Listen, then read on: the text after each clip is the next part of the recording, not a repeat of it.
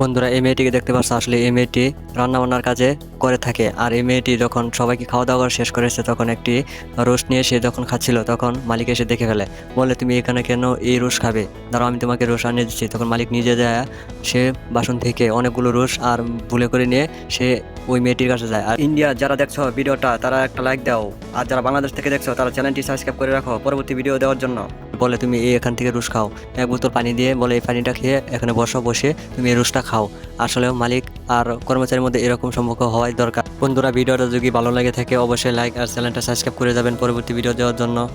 বন্ধুরা, এই মেয়েটিকে দেখতে পাচ্ছ। আসলে এই মেয়েটি রান্নাবান্নার কাজে করে থাকে। আর এই মেয়েটি যখন সবাইকে খাওয়া দাওয়া করে শেষ করেছে, তখন একটি রোস্ট নিয়ে সে যখন খাচ্ছিল, তখন মালিক এসে দেখে ফেলে। বলে, তুমি এখানে কেন এই রোস্ট খাবে? দাঁড়াও, আমি তোমাকে রোস্ট আনিয়ে দিচ্ছি। তখন মালিক নিজে যায়, সে বাসন থেকে অনেকগুলো রোস্ট আর ভুলে করে নিয়ে সে ওই মেয়েটির কাছে যায়। আর ইন্ডিয়া যারা দেখছো ভিডিওটা, তারা একটা লাইক দাও।